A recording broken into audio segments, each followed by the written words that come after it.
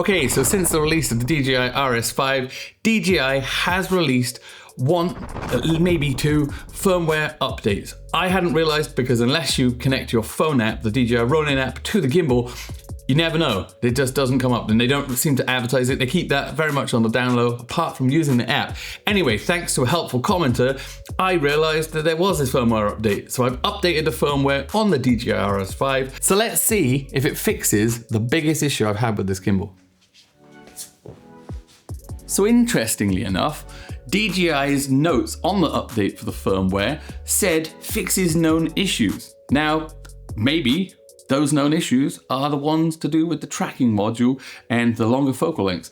I'm hoping, fingers crossed, because I can't think of anything else that are known issues. And there was a lot of people in the comments that, come on guys, sometimes you really need to watch the whole video. Lots of people did say, Alex, you can fix it by using the camera calibration thing in the joystick. I did say in the last video, I had tried that. I've been using it with the camera calibration to no luck. I've also been using it with the keep composition. I've also used half the time with the center composition. So I've tried everything. I have set this gimbal up exactly how it should be set up and it just isn't doing it.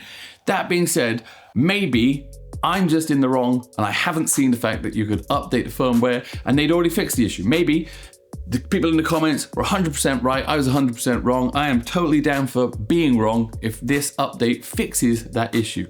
So there's only one thing to do, and that is to use this guy, the DJI Action 5, rig it up with a magic arm to the back of the gimbal handle somehow, not sure, and then we should be able to give you a view of the gimbal screen, and you can see what that is seeing, show the calibration, show you me putting it on the keep composition function and show me calibrating what the gimbal's camera is supposed to be seeing, and then we'll see how that fares for the actual results of what happens, what this is seeing, what you see on the gimbal screen, and what is actually in the final video, and that will put to bed for once and for all if it is an issue with the calibration or if that is the magic fix that lots of people in the comments said it is.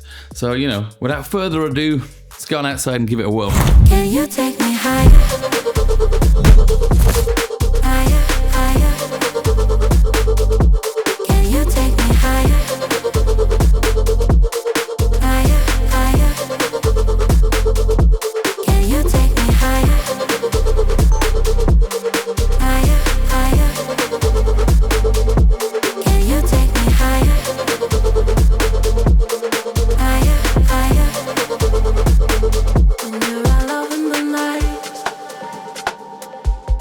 all in my mind, that's all that matters. That's all that matters. And I just stare in your eyes, stare in your eyes, and I just stare in your eyes, stare in your eyes. Can you take me higher? Higher, higher. Can you take me higher? Higher, higher.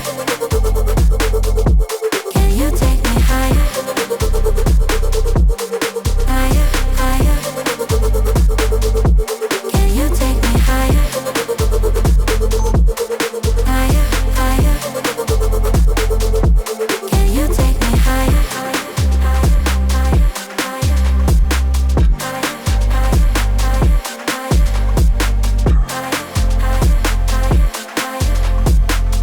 Can you take me higher?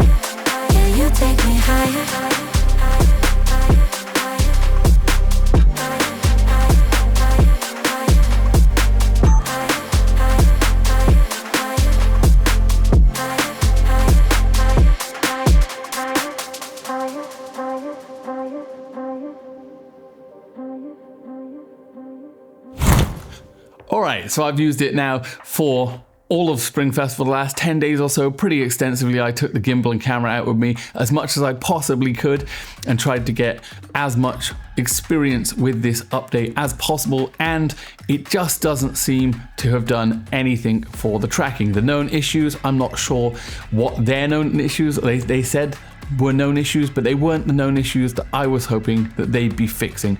It doesn't seem to have made any difference really with the tracking at all. I have got more observations on the tracking itself though. Now, over 35mm is alright and can be made to work if you're tracking people and or if you are tracking on a wider frame. Things that are generally, like I tracked a car at 70mm from across a car park, and because the car was very, not huge in the frame, kind of like quite small in the frame, and it had a lot of room around it, it tracked the car perfectly. Also, if you're tracking people, people seem to track a lot better than objects because it already identifies them. You just click the button, and actually tracking people, vehicles, and stuff like that is just generally easier because if it identifies them already and then you just have to click the button on there, you don't have to click and drag a box around it. But things where the object tracking just doesn't seem that fantastic still. And it is okay, but it will depend on where it grabs onto that object. And I guess if it's a busier background, it starts to struggle as well.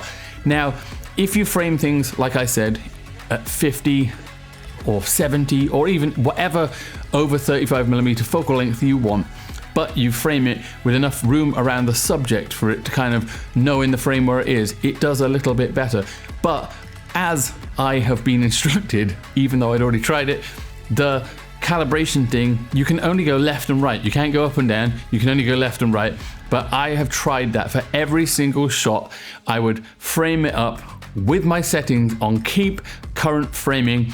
I'd frame it up how I wanted on the camera screen, and then I would use the camera calibration to make sure that what I wanted the subject was smack bang, like in the crosshairs, so to speak, and it had absolutely no difference, nothing at all. It did not change it. I tried lots of different things, lots of different shots.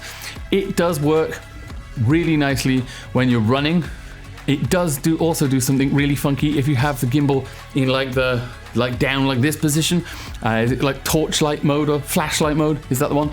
If you have it in flashlight mode, it does not seem to like certain positions of when the camera is trying to track people.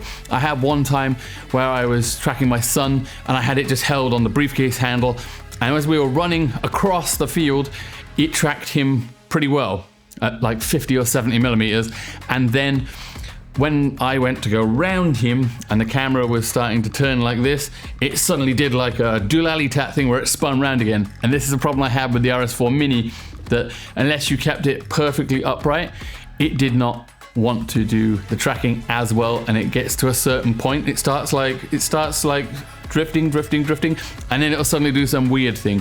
But yeah, unfortunately, this is not the update that I was hoping for, so who knows. So it has been pointed out by people in my comments section that the DJI LiDAR system has this function where you can zoom the view of the camera. If you look at the DJI LiDAR thing, it has a squarish looking window, which I guess is for the LiDAR, and then a camera looking thing which looks exactly like the camera on the top of the tracker on the DJI RS5, but it has the ability to zoom in the view when you are using longer lenses. Maybe this functionality could be added if the camera is basically the same. Maybe it's just a software update. But it's not all doom and gloom. The DJI RS5 is a super robust gimbal, to the point where I had a friend come round and he reached up to get one of my film cameras off the top shelf and knocked the entire gimbal, minus the camera, but the entire gimbal off the desk, and it hit him in the toe and made more damage to the floor and bruised his toe up. But the gimbal, absolutely nothing wrong with it. It is solid. It is a really solid gimbal.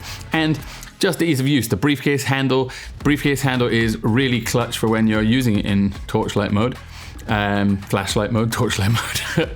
But yeah, I think that this gimbal, I'm not saying it's a bad gimbal and not to buy it, but if you are buying it solely for the tracking, yes, at the moment, probably hold off or get the RS4 Pro, something like that. It comes with a lot more different tools. Anyway, guys, this is going to be my last video on the RS5, I think, unless they suddenly fix it. Unless there's a sudden update and they fix it with a firmware update, this will be the last one. Sorry, I know I've made like 4 videos in a row about this, but as always, hit me up in the comments down below if you like these kind of filmmaking, gear review videos, filmmaking tips type stuff. You know where to find me. There's a couple of buttons down there. Hit like and subscribe for more. Until next time, guys. Peace.